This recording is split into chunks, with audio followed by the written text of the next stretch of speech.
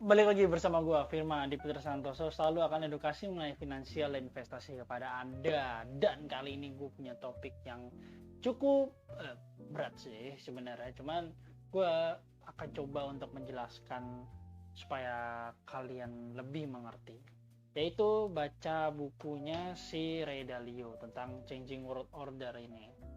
Insight-nya banyak banget, dan di sini gue akan kasih tahu poin-poinnya yang akan gue bisa kasih tahu. Jadi intinya ini adalah gimana sih suatu negara itu bisa bangkit dan bisa runtuh. Jadi daripada lama-lama, langsung aja kita ke topiknya, oke? Menurut Ray Dalio ini, beberapa tahun ke depan atau beberapa fase kehidupan ke depan itu akan terjadi hal-hal yang cukup mengkhawatirkan. Si Ray Dalio ini mengambil sampel dia 500 tahun yang lalu. Yang menarik adalah ya ini sudah terjadi berkali-kali dan kita perlu tahu apa yang terjadi sebelumnya. Terus di masa sekarang kita kondisinya udah sampai mana dan ke depan seperti apa. Jadi siklus ini tuh 250 tahun siklusnya. Dengan transisi perpindahan suatu kerajaan atau empire itu sekitar 10-20 tahun.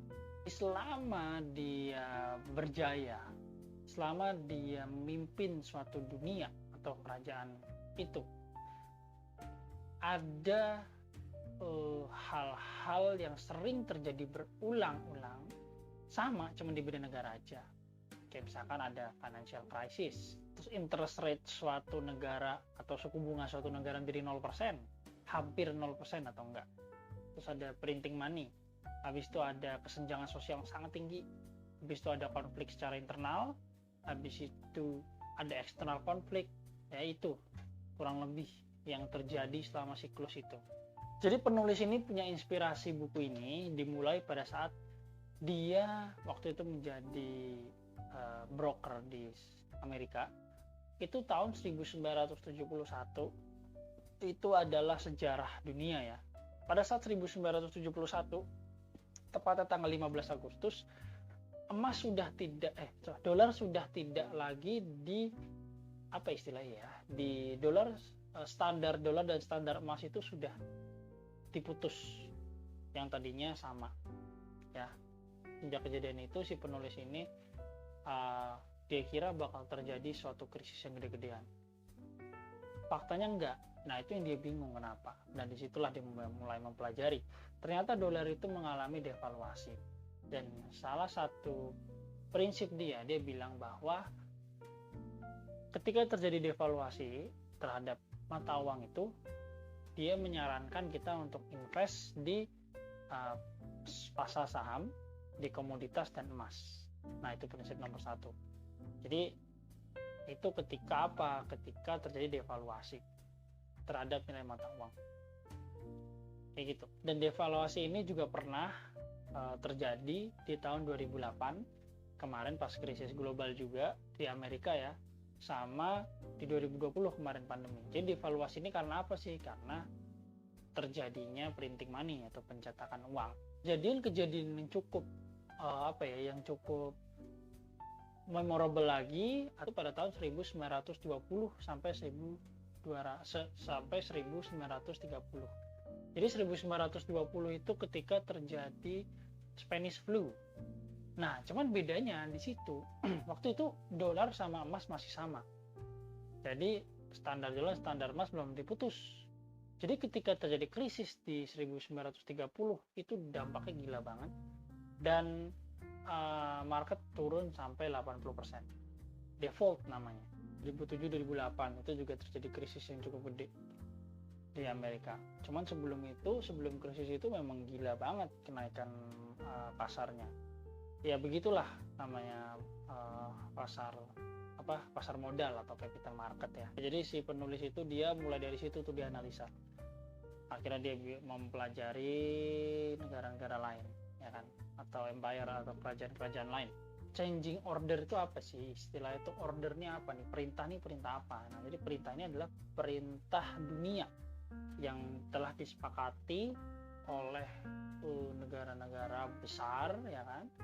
oke, Anda deh yang memimpin dunia. Jadi kenapa sih bisa jadi pemimpin dunia itu benefitnya apa? Kan orang mikir gitu ya. Jadi benefit menjadi pemimpin global itu adalah dia menjadi reserve currency. Reserve currency itu dia menjadi tempat penampungan mata uang. Dan itu mata uangnya diterima di seluruh negara. Punya privilege di situ. Semua negara harus transaksi yang diakui ada dolar pada saat itu. Nah, itu menjadi privilege buat dia. Nah, ketika mereka mendapat privilege, yang dilakukan itu cukup gampang. Jadi ketika dia menjadi reserve currency ya, dia itu punya power untuk mengatur uang yang melaju di seluruh dunia atau uang yang beredar di seluruh dunia, ya kan? Jadi dia pinjemin tuh ke seluruh negara, karena semua duit ke gua lagi kok, ya udah gue pinjemin aja ke negara A, negara B, negara C, dipinjemin sama dia. Dan ketika terjadi krisis, apa yang jadi? Karena dia sebagai reserve currency, dia nyetak duit. Jadi buat dia pada awal-awal ketika dia menjadi suatu pemimpin global, utang itu nggak masalah. Yang penting gue bisa cetak duit, ya kan, untuk membiayai utang gua. Itu terus dilakukan. Selama tadi siklusnya kan 250 tahun ya. Kita ngambil setengahnya aja, karena setengahnya pasti ada masa keruntuhan. Jadi selama 100 tahun dia setiap kali ada utang injek dana, setiap kali ada utang injek dana, karena dia apa, sebagai reserve currency nih saat ini. Jadi dia mencetak duit untuk membayar utangnya sendiri. Dan pada saat itu juga, jadi pada saat dia mencetak duit terus dia membayar utangnya sendiri, ada kesenjangan sosial di situ ya. Karena apa? Karena kan nggak semua orang ngerti market, ya kan, pada saat itu. Ya orang yang ngerti ya udah dia kaya makin kaya, tetapi yang miskin ya makin susah gitu. Dan situ terjadi kesenjangan sosial cukup tinggi sehingga ada konflik secara internal. Ini konflik sama kesenjangan sosial ini bergeraknya berkesinambungan nih. Jadi terjadi konflik karena apa? Karena tidak ada kesenjangan sosial. Dan kesenjangan sosial itu sendiri yang membuat terjadi konflik. Nah itu internal dulu. Nah habis itu masalah internal ini akhirnya ujung-ujungnya nyetak duit lagi untuk menyelesaikan masalah internal itu. Terus-terusan itu dilakukan sampai tersorotlah di mata dunia. Sampai ada bukan negara itu doang nih yang misalkan lagi konflik nih, negara lain juga ngikut. Banyak negara-negara juga yang lama-lama ngikut jadi konflik gitu. Dan itu bisa jadi eksternal konflik atau konflik antar negara kayak gitu. Dan ini udah terjadi di kerajaan-kerajaan kerajaan-kerajaan Inggris, kerajaan Belanda, kerajaan Perancis, itu udah sering terjadi hal seperti ini. Ya siklusnya tetap sama, intinya karena dia sebagai reserve currency, ya dia punya power di situ kan ya. Kita ini sebagai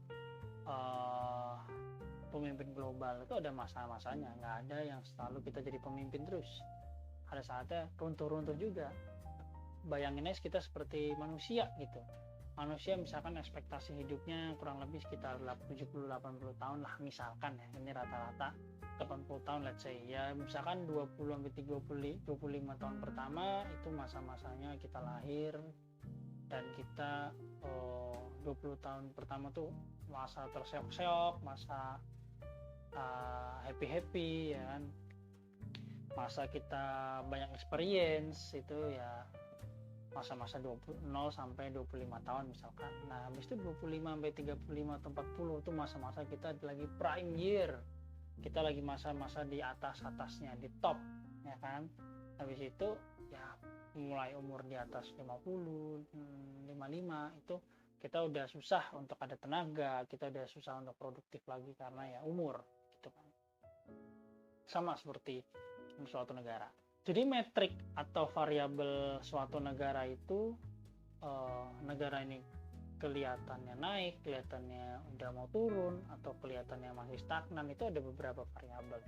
Ini gue akan bacain ya. Yang pertama tuh variabel edukasi. Yang kedua itu penemuan dan teknologi. Yang ketiga itu competitiveness dan market global. Yang keempat itu adalah economic output. Yang kelima itu adalah world trade atau perdagangan global. Yang keenam itu adalah kekuatan militer. Yang ketujuh itu adalah kekuatan financial center atau kekuatan capital market. Yang ke-8 itu adalah reserve currency. Nah, ini yang terakhir, reserve currency. Itu semua tuh tadi awalnya dari edukasi sampai jadi reserve currency. Artinya apa? Itu itulah perjalanan suatu negara yang dari awal sampai menjadi reserve currency itu ya harus melewati tahap itu. Kayak gitu. Kalau misalnya terjadi keruntuhan suatu negara, tinggal dibalik. Nah, itu metrik-metriknya ya. Ketika edukasi suatu negara itu tinggi, dia akan menciptakan sesuatu yang baru, ya kan? Inventiveness dan teknologi, teknologi baru, penemuan-penemuan baru di suatu negara itu kan, ya itu dari edukasi terus hasil penemuan timbul lagi kompetitif. Jadi negara-negara itu jadi kompetitif dibanding negara lain. Kayak kasus misalkan waktu itu kenapa keruntuhan negara Belanda sama bangkitnya negara Inggris itu dari mana? Nah, itu awalnya dari kapal. Jadi si Inggris ini menyontek teknologi atau penemuan dari si Belanda. Kayak gitu. Belanda atau Jerman itu, gue lupa. Jadi dicontek nih pembuatan kapalnya. Sehingga si Inggris ini bisa menciptakan kapal yang sama dengan harga yang lebih murah. Nah, itu kompetitif kan. Dan ketika kompetitif akhirnya semua negara beli nih ke Inggris. Nah, habis itu economic outputnya akan bagus. Jadi Inggris ini pertumbuhan ekonomi bagus, ya kan? Dari awalnya dia hanya mengcopy atau meniru apa yang dilakukan oleh Jerman atau Belanda itu, gue lupa, buat kapal dengan harga yang lebih murah. Dan ketika dia bagus secara pertumbuhan ekonominya, dia diakui di dunia. Jadi semua orang pakai punya Inggris aja deh, itu lebih murah dan kualitasnya lebih baik gitu kan. Nah, di situ tuh kerajaan-kerajaan sebelum dia kayak si Belanda sama atau Jerman ini menurun karena ya udah ada Inggris gitu kan. Nah, karena si Inggris ini tahu dia udah dipakai di banyak negara, dia harus memperkuat posisi di negara itu dengan meningkatkan kekuatan militer ke negara yang dia kerjasama istilahnya. Misalkan Inggris ini mengekspor kapal ke India misalkan, udah dia akan membuat pangkalan militer di India. Bayangin aja kalau misalkan sekarang nih US ini karena dia dikenal di dunia, dia udah sering ekspor impor kemana-mana, pangkalan militer itu udah banyak banget gitu. Sedangkan pangkalan militer itu kan gak gratis ya, itu semua harus didanain. Dan ya itu dia. Nah, disitulah awal timbul mulai keruntuhan karena udah gak kuat tuh bayar biayanya. Tapi tadi lanjut lagi, Inggris itu udah pangkalan militer udah dikuat. Misalkan tadi kita contoh di India ya, karena dia punya banyak pangkalan militer dan dia merasa negara kuat, maka istilahnya ya, pasar modal mereka atau capital market mereka bagus. Karena dipercaya sama orang, wah nih bagus nih Inggris nih, kayaknya nih mainnya nih, dia global ekspornya udah kemana-mana. Udah akhirnya dia invest di Inggris kayak gitu. Lanjut sampai dia menjadi statusnya reserve currency, yang dia mata uang itu diterima di seluruh dunia. Nah kayak gitu, dia itu beruntun. Oke, paham? Itu kan secara metrik ya, secara variabel. Nah, sekarang kita ngomong secara siklus ekonominya itu sendiri. Tadi kita lihat contoh Inggris saja ya, karena terakhir itu Inggris itu adalah empire terakhir atau kerajaan terakhir yang udah pernah bangkit dan sekarang runtuh gitu. Jadi kenapa gue pakai contohnya Inggris saat ini ya. Nah, di sini gue akan jelasin the world order itu sendiri ya. Jadi perintah negara atau gimana terjadinya perpindahan kepemimpinan global. Kita gabungin antara politik sama ekonomi. Kita gabungin di situ ya. Nih, udah mulai agak berat tapi coba ditelah dikit-dikit ya. Jadi pertama ketika suatu negara itu menang menjadi status oke, gue sebagai pemimpin dunia. Itu kenapa dia bisa jadi pemimpin dunia, kasusnya beda-beda. Kalau Amerika kemarin itu kenapa dia bisa jadi pemimpin dunia, karena mereka menang perang di Perang Dunia Kedua.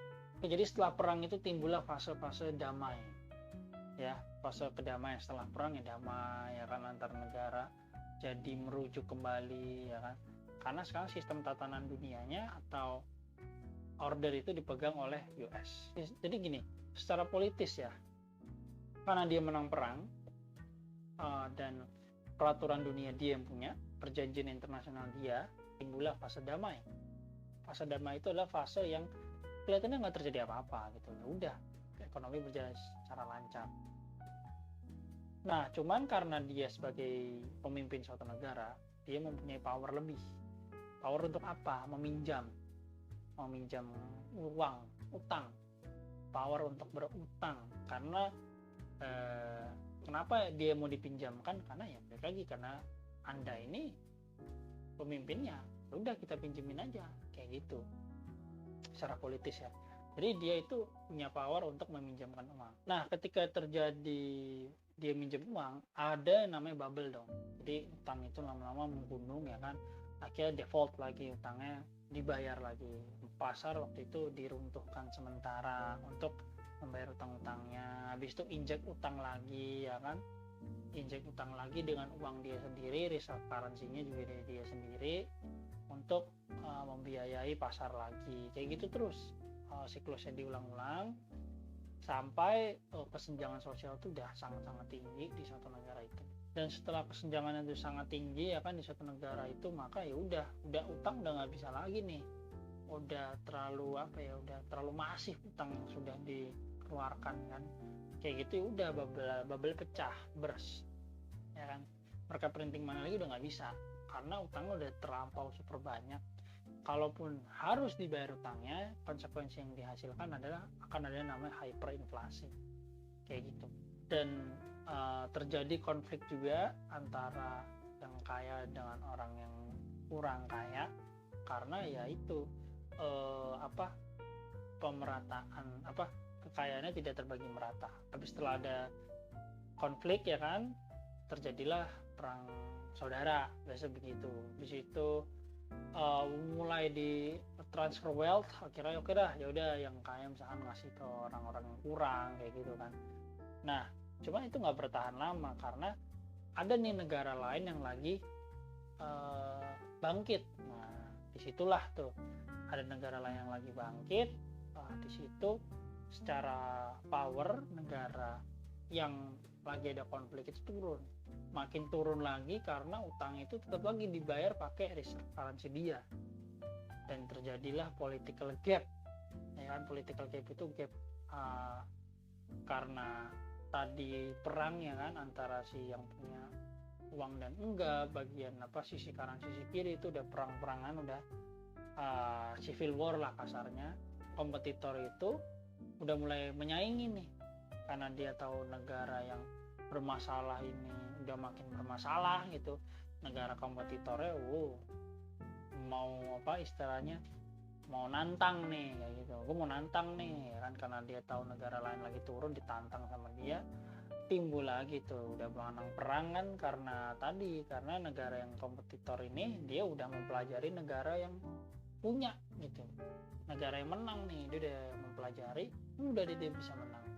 Akhirnya timbullah order yang baru lagi. Nah, jadi itu tadi gue jelasin gimana cara dunia bekerja dari sisi politik, aspek ekonomi, terus apalagi variabel-variabelnya. So, sejarah singkat kenapa sejarah singkat yang penulis ini tulis itu dapat inspirasi dari mana tadi ya, yang tahun 1971, 1920 dan segala macam. Nah, sekarang gue akan bahas big cycle atau siklus besarnya 500 tahun suatu negara. Gue akan bahas terlalu dalam ya, jadi gue akan bahas mungkin 1-2 case saja gitu, nggak banyak-banyak. Jadi big cycle ini punya 3 fase. Fase pertama tuh fase bangkit, rising, ya kan. Kedua itu fase puncak, peak, fase top. Dan yang ketiga itu fase decline atau fase penurunan suatu negara. Nah itu fase-fase gedenya. Oke, kita dari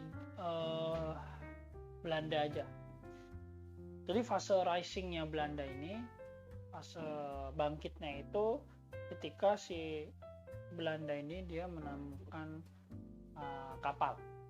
Dari perdagangan aja, dia jadi perdagangan kapal si Belanda ini, akhirnya dia bisa timbul diakui di dunia, ya kan, dia nemu penemuan baru, habis itu negara jadi kuat secara ekonomi. Nah ketika negara kuat secara ekonomi, dia ini invest di infrastruktur, invest di edukasi, ya kan, karena dia tahu karena tadi balik lagi faktor untuk menentu negara ini kuat apa enggak ya edukasi kan. Dia invest di edukasi, invest di infrastruktur, invest di militeri juga, pertahanan negaranya. Ketika semua udah kuat nih suatu negara, itu antara pemerintah, militer, dan para pengusaha itu harus kompak, ya kan?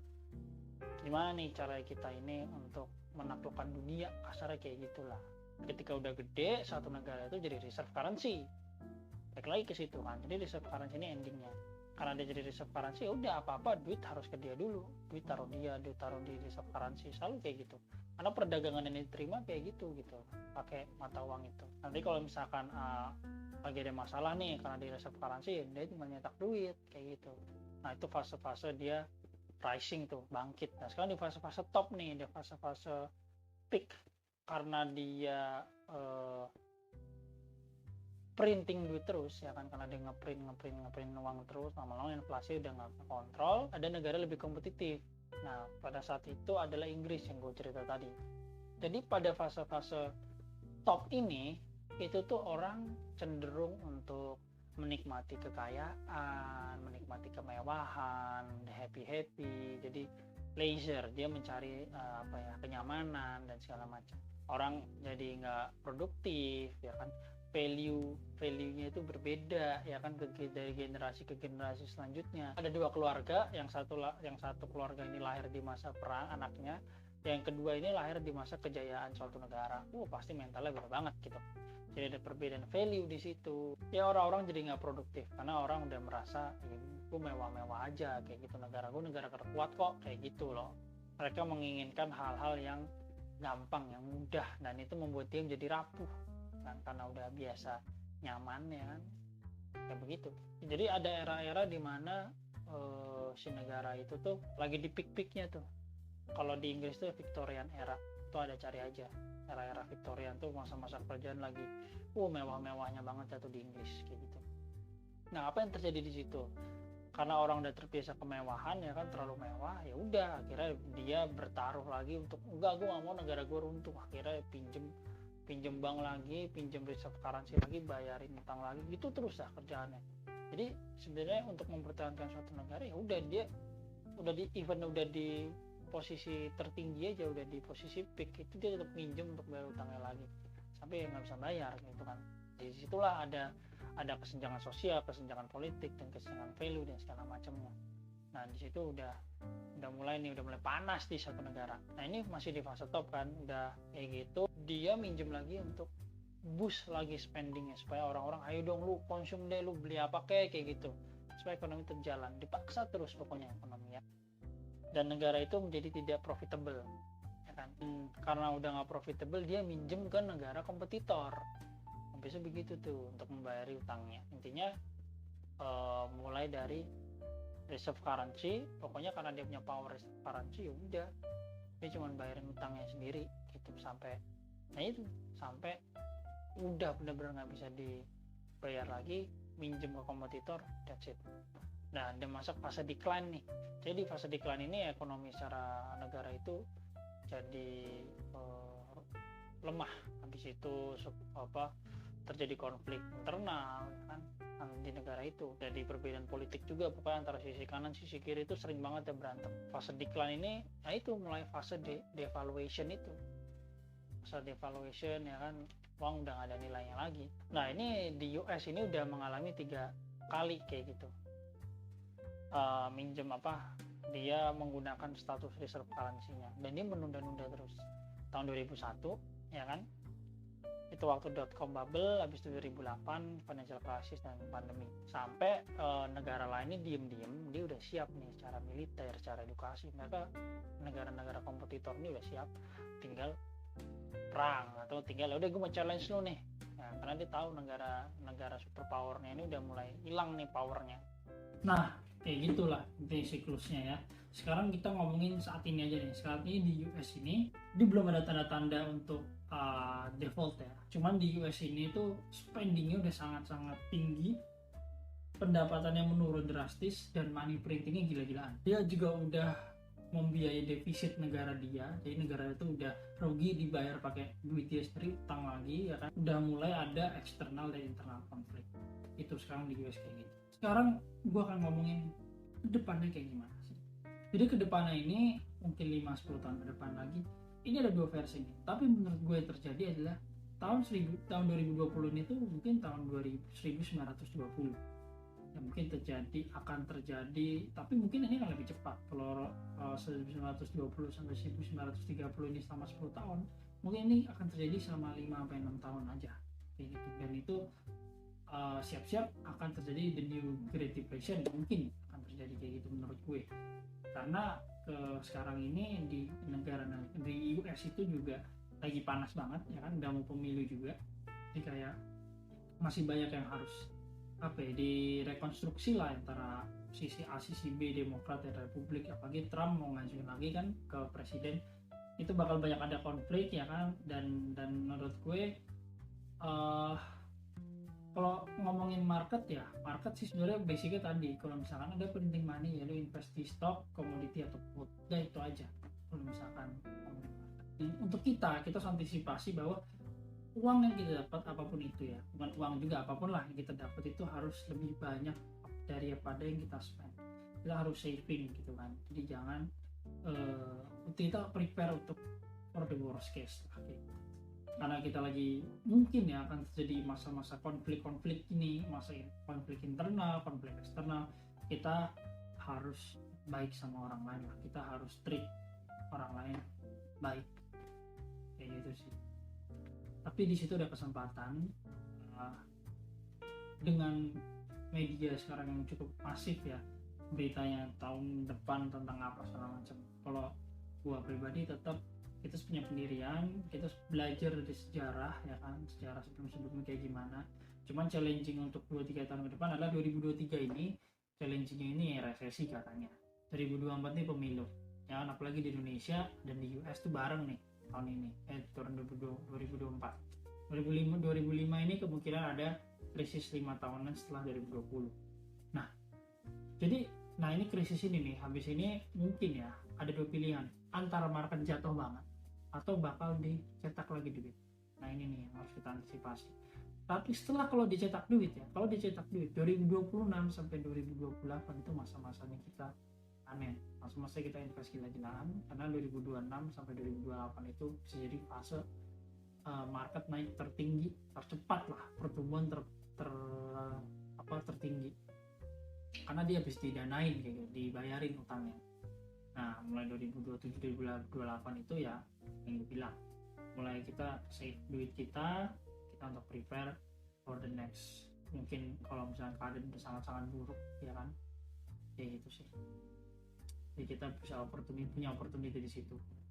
Jadi itu aja yang gue bisa katakan ke kalian. Jangan lupa subscribe, like, dan komennya. Sorry kalau misalnya gue ada yang salah-salah. Kalian langsung aja bisa baca bukunya Ray Dalio, The Changing World Order.